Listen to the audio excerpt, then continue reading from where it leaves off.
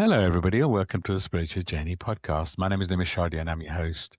I always love starting every episode by saying thank you. I feel so blessed with this podcast, the people it reaches, the impact it has. I started it as a passion project and guided by a message through the Akashic Records of My Voice, My Gift. I named it after my mentor, my friend who's no longer with us, but who guides me spiritually. He said, well, Jeffrey has our initials called Spiritual Journey. And if you're a regular listener, welcome back. Thank you for your support.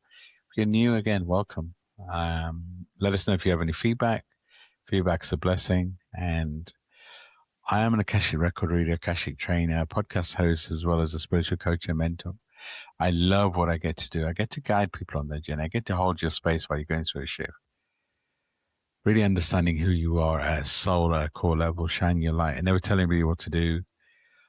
I guide you to you. I do that through a beautiful mentorship program, as well as Akashic record reading, as well as this podcast, so many different ways. My voice resonates, reach out. With this podcast, I get to interview the most amazing people, and I'm excited to have Michele with me today. I've known Michele, I only actually recently met, but I'm excited to have her here. She's such a beautiful light. And Michele, I'd love for you to introduce yourself. Over to you.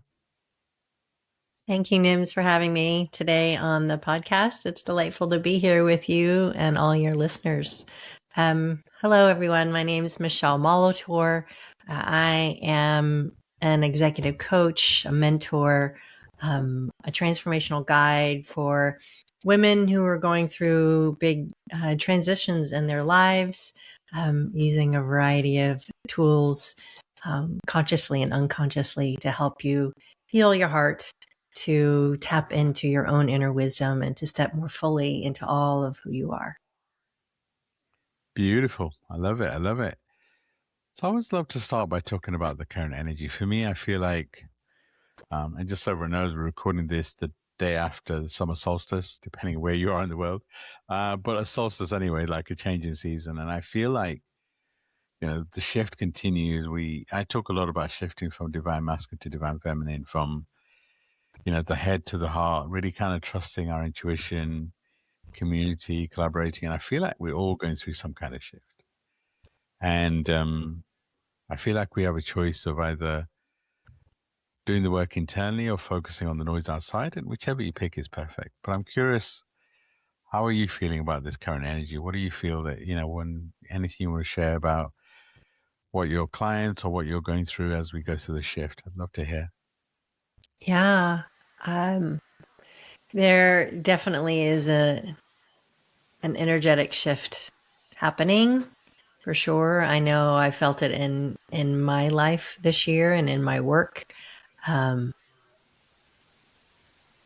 guides are asking me to slow down and to be more present, to go inward more. And that's not my usual MO. So it's retraining me to do more of this deeper level of work, so that I can be more present for those that I'm helping them with on their journeys, and opening up a more expansive connection to my own guides and my intuition, which I use all the time, and giving myself full permission to allow that to come through, which is very exciting. Wow, I love it.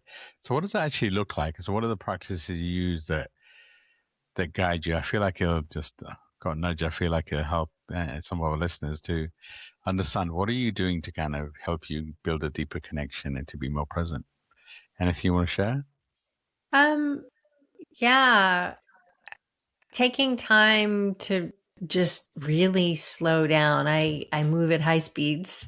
I think fast. I process fast. And this year has really, for a variety of reasons, it has just slow. I like my whole energy has just slowed down. So taking time to spend time in nature, to go for more walks, to get out of my head, and back into my heart through my own processes. Just over the last few months, I've been reminded to feel more of what I need to feel, to move past my own old hurts and wounds, which has been very liberating and a little intimidating all at the same time, but it's been Sure. really good. Sure. Nice. So I'd love to know more about your journey. What's I love the fact that you're now conscious and even more conscious. I'm sure you were before, but the need to, you know, you say you call it slowing down and being more present, and it's just for me, the magic and the power in, comes from the present moment. We can be busy doing so much, but it's like the only thing we really have control over, if we're honest with ourselves, is this moment. Exactly. It's just so powerful, so magical if you're open to it, right? Yeah. And it's easy to forget. It's to Sure. get caught up in In the the doing. being, the in the doing versus the beingness. And um I had a I I get all sorts of little messages from my angels, in the work that I do. One came through, it was a year or two ago in a client session, and I was like, "Oh, that was for me too." And I wrote it down. It's on my wall. The journey is the best part. It's remembering to enjoy the moments instead of trying to get to the next thing and to the next thing and to the next thing, and just grounding more. Wow, I love it. So tell us more about your journey and kind of anything you want to share about what's got you to this place where you can allow yourself to be more present. Yeah. So I've been a professional coach for 25 years now. Um, After already having a 10-year career as a graphic designer and creative director in high tech, and I got bullied out of that position. That career is the universe's way of going, no, not that. That's not your bus anymore. You need to catch this next bus called coaching. And as painful as it was in the moment, it was very much a blessing in Yeah, disguise. And it led me to doing this work and has led me to my own continued deeper and deeper and deeper journey into myself and how I work. And I always feel like I'm, 2 steps ahead of the clients that I'm working with, right? Of helping them figure out their path and their work at that next level. Um, and so it has been humbling, but beautiful. And it's such a joy for me to be a guide in ways for the folks I work with to help them release the emotional junk out of their trunk, as I like to call it, right? And to continue to learn about themselves and to step more into their authentic presence. I love it. I love it. So, yeah, I mean, it's just interesting how the universe kind of nudges you and supports you in ways that your most painful experiences can be your most joyous ones, right? Yes. It's just interesting. And it's like, when you talk about doing 2 steps ahead, it's kind of like the way I see it is, in many ways with the bridge, right? It's the bridge, and we're almost kind of like on this bridge telling people there's a different way of being. And it's like looking behind and almost like waving and saying, oh, by the way, look, here's a different approach you can take if you choose to. So I don't know if I think of myself as a head, but more of just that light that maybe, because sometimes we all stumble too, right? There's like the universe has Of a way of, course. so, so what was it like growing up for you, and kind of, kind of how spiritual were you when you were growing up? What did that feel like? What was that experience? Oh, I was very not that. So, I grew up in Florida in a very small town, and we would go to our church every Sunday with our grandparents, and it was a thing that we did, but it didn't have a lot of depth and breadth to it. And then after my grandparents passed, we stopped going to church just because life was full and busy or whatever. And it was, I guess, in my 20s somewhere, I kind of got fed up with the hypocrisy of what I felt was the hypocrisy of organized religion, and knew there was something more and deeper that I was craving, but I couldn't quite put my finger on it. And I don't know, maybe when I was 29 or 30, I was pointed to various books that opened my awareness to, oh, okay, there's this deeper spiritual journey. Books by Sark, by Deepak Chopra, by Wayne Dyer, leading me to that deeper search within and finding that connective thread. And so these last 25 years have been that journey for me. When I moved to the San Francisco Bay Area in 2000 for that high-tech job that I got bullied out of. And I was like, there's a tangible difference in the energy here. I've been living in Atlanta, lovely town, Yep. but I'm like, it's different. Yeah. No, 100%. And so that just continued to open up my curiosity and looking at different practices, Buddhist practices, Native American practices, Hindu practices, various kinds, and just seeing where I was moved to flow to, and how that started to open up my awareness. Beautiful. And it's interesting how changing orbit, changing where you live, can impact you. I mean, it's not for everybody, right? But I feel like a lot of people are being, as we go through a shift, I feel like a lot of people will move. I feel like a lot of soul contracts will come to an end, whatever that means. I feel like a lot of people change their careers, but when you change location, because it's like where you grew up, etc., that carries your ego in a much deeper way, your emotion. There's so much, and when you go somewhere else, and you know, sometimes you have past lives in that land, and sometimes the land just holds you differently. And it's like when you allow yourself to be and to, sure, that tech job took you to that different location, right? Sure, humanly, 100%. But how was that like for you in terms of, changing locations, feeling the land, kind of feeling how different it felt for you and feeling how you were supported differently? Can you remember what that was like? Yeah. Oh, absolutely. It's very, very tangible for me. So I grew up not far from the beach on the east coast of Florida, Nice. and I was never a beach girl. All I'm right. super fair skinned. I like burn. I burn or I freckle. Those are my only Oh, options. Like, okay. right. Um, and then I lived in Atlanta, and it was nice. I lived there for 10 years. And then when I had the opportunity to move out here, it was one of the boxes that I had been wanting to check, right? I'd always been called to live in San Francisco. And then living in San Francisco, I was like, oh, I'm really not a city girl. There was too much energy there for me. Yeah.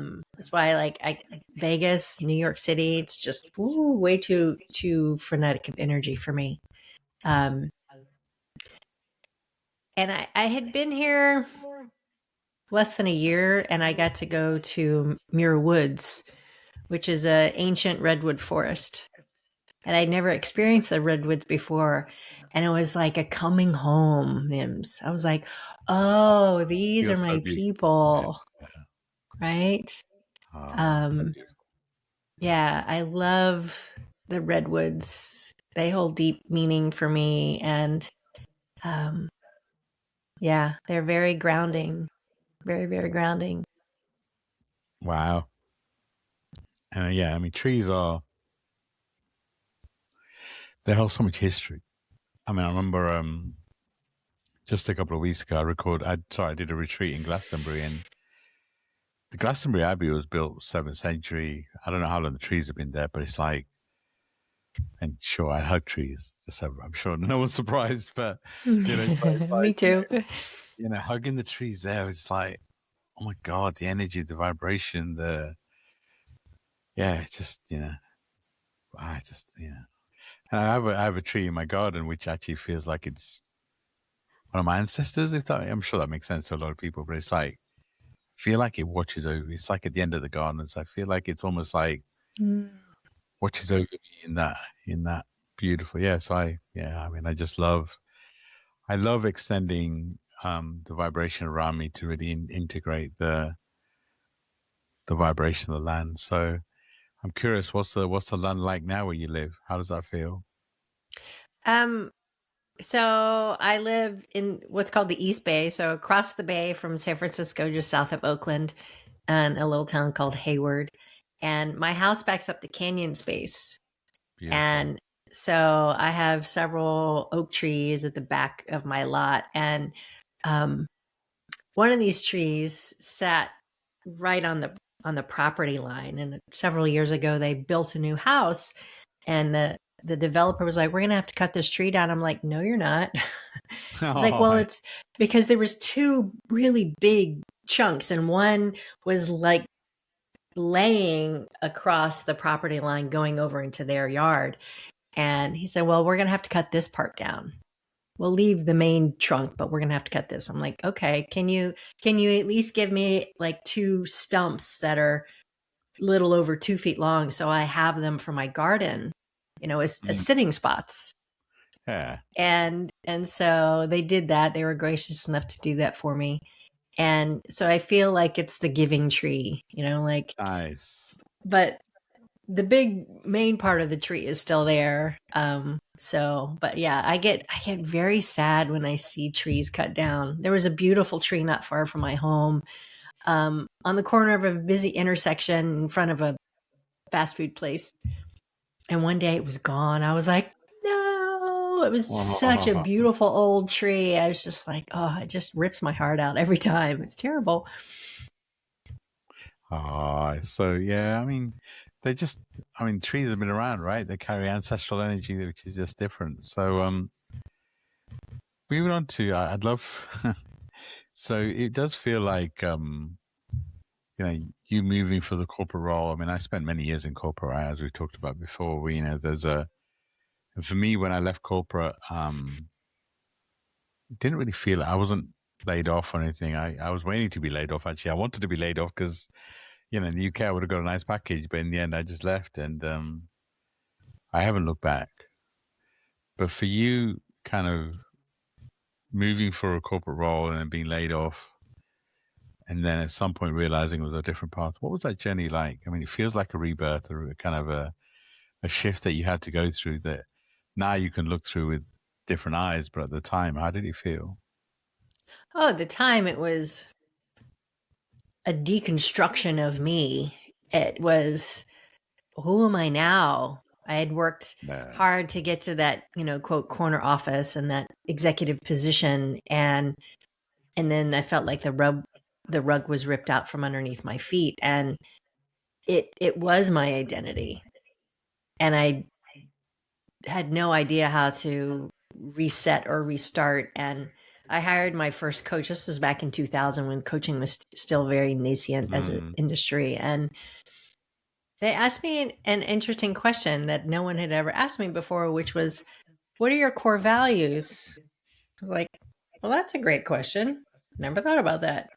And that really made me realize, like, oh, creativity is a core value, but building $1 million websites, meh, you know, it's like, eh. And being of service was a big one that I hadn't realized. And so in the process of being coached, I call them downloads. They're spiritual downloads of do this now, like Yeah. not this, look over there. And so I knew instantly that it was time for me to pivot, to go get trained as a coach, and hung out my shingle, and I've been doing it ever since. And I've had no regrets whatsoever. And so I get those downloads more and more, right? Some more distinct than others. Sure. When I discovered hypnotherapy as a modality, and it created such powerful shifts for me, another download came through of like, yes, this is the next level of mastery, right? Now, the last big one I got was it's time. So I've gone back to graduate school to get my master's in marriage and family therapy because I know this will expand and Hmm. deepen the work that I can provide and be of service to others. Um, but I get downloads like paint this, write this, build this, right? Um, so they come in different forms, but it's just an instant knowing. It's like someone drops a drop of water into my psyche and it just like, oh, okay, got it, you know. Yeah. So, what would your advice be to somebody that's navigating a shift like that in terms of, maybe thinking of changing careers, or maybe they just got laid off recently, or, they're going through their own shift? What would you advise them to do? First and foremost is take some time to connect with yourself and ask yourself that question. What are your core values? What are the things that are like water and air to your soul that you need? And how is that being fulfilled or not being fulfilled in your previous roles? And how do you want that to be fulfilled in the next role that you find? Hmm. Whether it's in the industry that you're in now or you decide to pivot and turn like I did, you know. Um, but finding the thing that is calling your heart forward, even if it doesn't make sense, Yeah. right? That's the tricky part because our heads are like, "What are you doing? That's crazy. Yeah. You can't, shouldn't, Yeah. wouldn't, blah, blah, right? All of that." Um, and even though there's been, ups and downs and twists and turns on this roller coaster ride of my own career, I wouldn't trade it. It's been a huge lesson and Yeah. learning of evolving. No, it's like when you let go, there is a, it is because you called it your identity. I remember in the corporate space, that was my identity too, right? I was,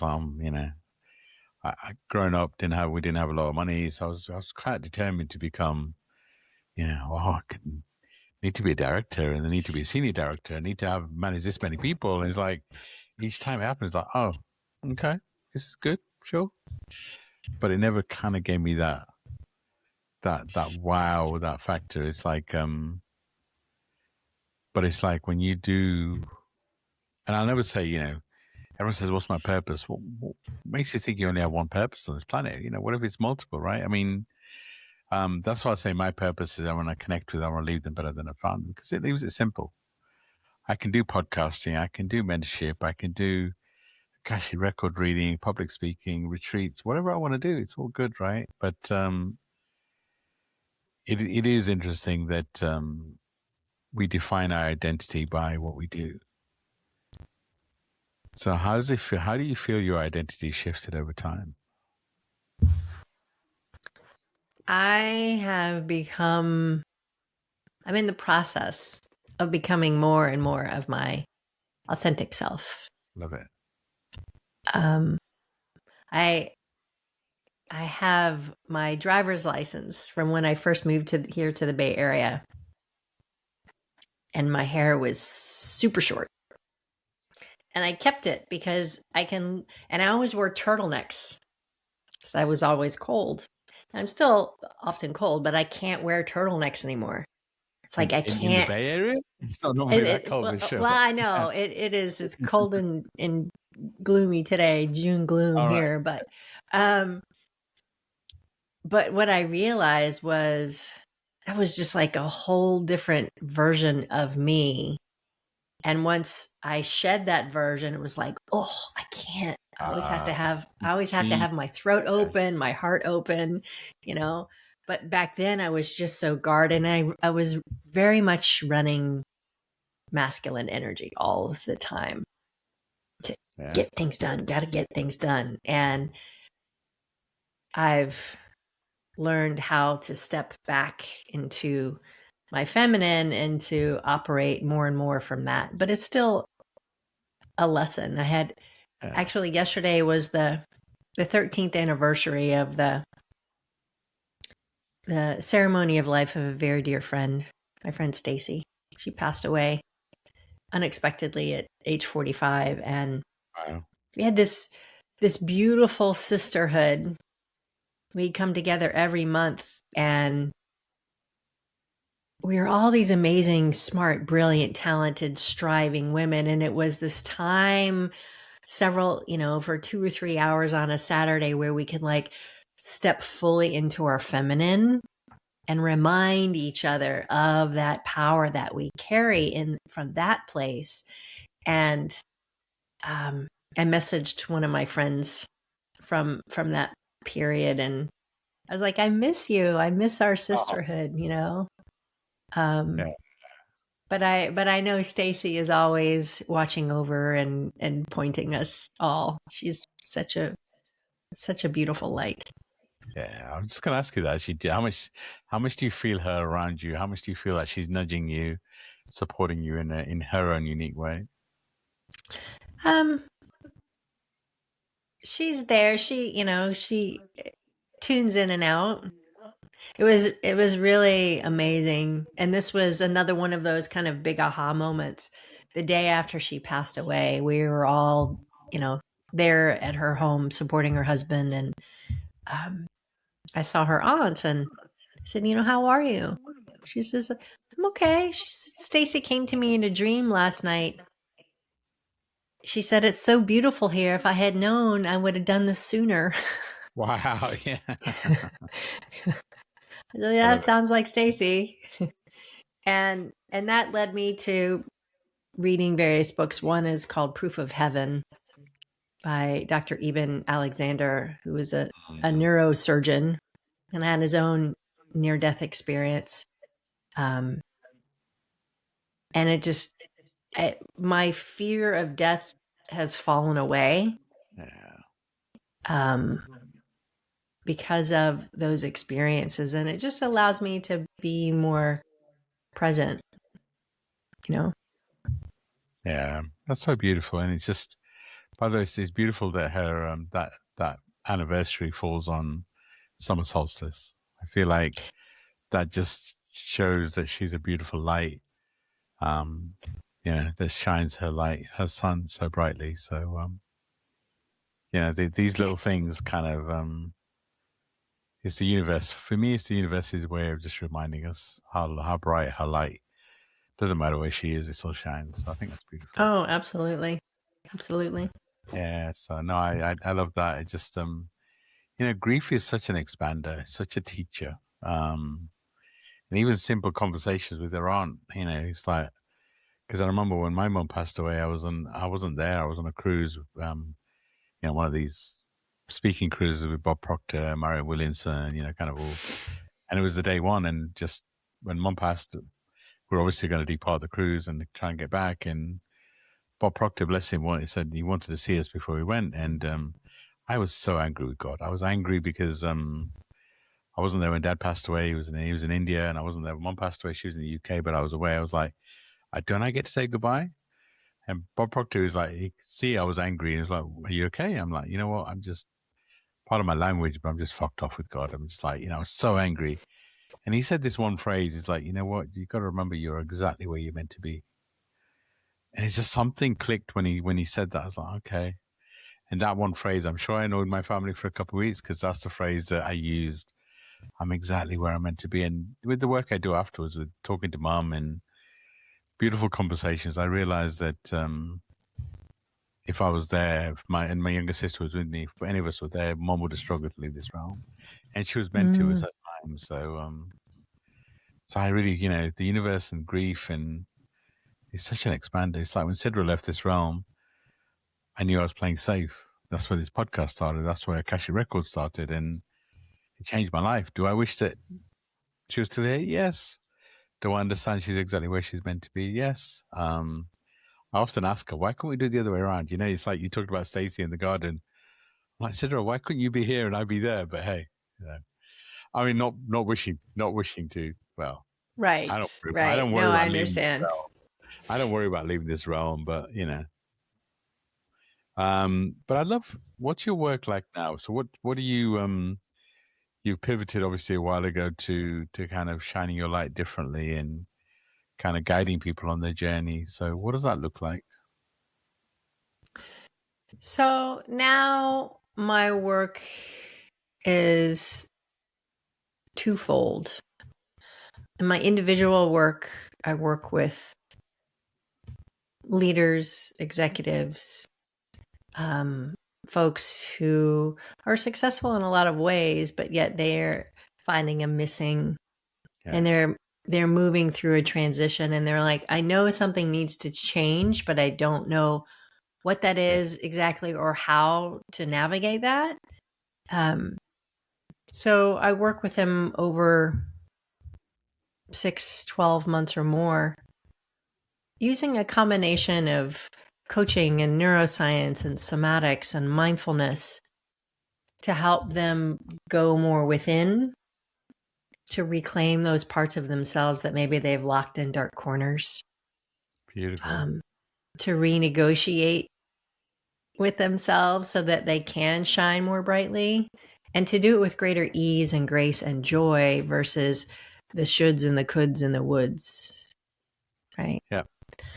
Um, the other side uh, is through my work called the Trusted Advisory Group International, and it's a peer-to-peer advisory group that we created with my friends Matthew Cahill and Ashok Bhattacharya, and we walk with business owners, helping them find the answers to their pressing questions so that they can listen more deeply to themselves, but slightly through a more business lens. Not Yeah. to say there's not personal aspects of it. So, um, but yeah, it's really beautiful and fulfilling to get to collaborate with Matthew and Ashok and these wonderful folks we get to guide. Wow. Sounds amazing. Also feel like you're kind of going through another shift. So I'm curious, what do you feel is coming for you? What are you working on that's coming, that's new, that feels different? Well, as I mentioned earlier, I just hit the halfway point in my graduate program for marriage and family therapy, and that's been really beautiful and validating in a lot of ways. Like, oh, these are the underpinnings of the work I've been doing all these years, but allowing me to expand into new realms, um, ways of helping people more deeply with overcoming trauma, overcoming addiction, overcoming those attachment wounds that keep them separate from themselves and from others, because it's part of my own lesson, you know. And Yeah. so I love that the universe keeps giving me new things to learn. Like, oh, there's another layer of my own fears to peel away. There's another layer to heal and allow that to bubble up to the surface. So, um, yeah, it's been exciting, and um, again, it's having me slow down so that I can take in everything that is being presented and not rush past it. So that's that's a new gear, I guess. Just this morning I was thinking, "Oh, I need to kick into high gear." And I immediately heard, "No. No. It's not the time. It's not the time." Not that I have that gear, but I don't have it right now, and I don't need it right Yeah. now.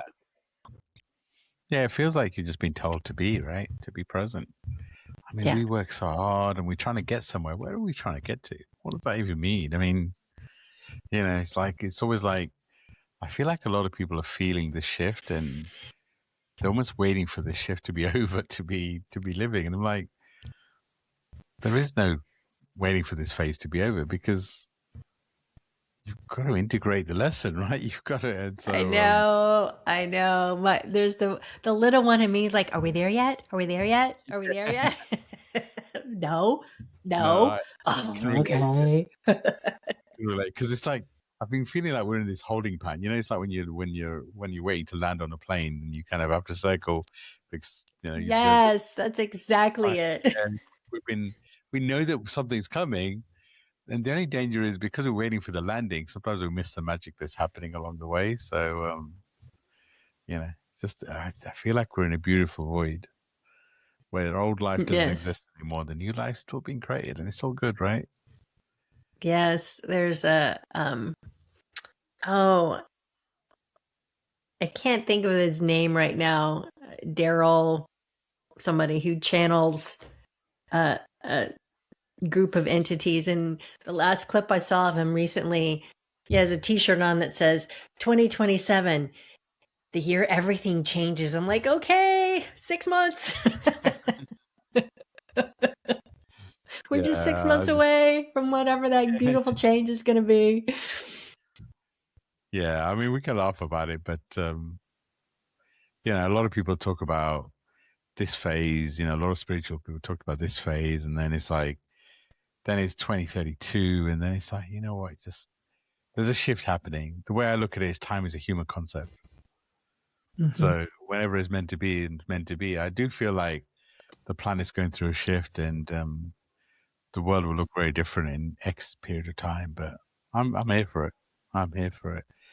So I'm curious, what's the best way for people to reach out to you, and what would it look like for them to connect? Obviously, I include the links in the show notes and all of that sort of stuff. But how can people connect? What's the best way? Sure. So you can always find me on LinkedIn, Facebook. My Instagram is Rapid Rewire. My website is michelemolitor.com. So reach out. I'm always happy to have a complimentary and confidential chat with folks who are curious about doing this work. Or if you just like to, make a connection, please reach out. I'm always happy to. Nice. And where did Rapid Rewire come from? I'm curious. So my work includes both conscious and subconscious work. And out of every session that is a deeper level subconscious session, I create these customized recordings that my clients listen to as they drift off to sleep every night. And the repetition of listening to those soothing words and healing messages that's meant for their soul literally is what builds new neural pathways in the brain. So they're rapidly rewiring their brain to new places, new awareness, new happiness. Wow. I love it. I love it. Because I do feel like our guides are rewiring us and reshifting things in so many ways, all the time. So, you know, if somebody reached out to you and then they were looking for guidance on navigating this period and kind of like, I feel like sometimes we need to be calm in the chaos, right? There's chaos all around us, and we kind of need to be that. How would you guide somebody through that? What would that look like for you? Hmm. So one of my values, Nims, is called ocean. Being a vast, wide, deep container of love that allows my clients to step into, they can thrash about in, they can have their floaty noodles, whatever they need, but it's a safe space for them to be all of who they are as they let go of what they no longer need, what no longer serves them, as they step into new ways of being for themselves. And so it is a safe space, a container for them to do just that and hear the guidance they need to hear along the way. Ah, that's so beautiful. That's so beautiful. And as we start to close, any kind of wisdom you have that kind of that you want to share with the audience about whatever they're going through. Any wisdom that you feel being called to, that maybe is coming to you right now, that maybe is being channeled. Anything you want to share? Yeah. Yeah. First, it's about remembering that you are enough. You always have been, you always will be. And to trust your gut, to listen to your intuition, because it's your higher self whispering to you. See where that takes you. I Because love it. we're all here to do our good work in the world. And you got to trust those nudges along the way. Very true. And, I talk a lot about trusting your intuition and your intuition being quieter. But yeah, just if you can listen to you, it's so, so powerful. So, Yeah. Michelle, you're such a beautiful light. I've loved connecting with you. And, we've only known each other a short time, but feels like it's been lifetimes. So thank you for shining your light. Thank you for being here. And yeah, sending everyone so much love and light. And Michelle, I'm going to hand over to you to close us out. Thank you, Nims. I appreciate you. It's such a joy to be here with you and to get to know you at this more expansive way and the gifts that you have already shared with me. And I'm just excited to be here. And to everyone listening, thank you. May you be filled with love and light today and always. Oh, thank you, thank you, thank you. Sending everyone so much love and light. And bye for now.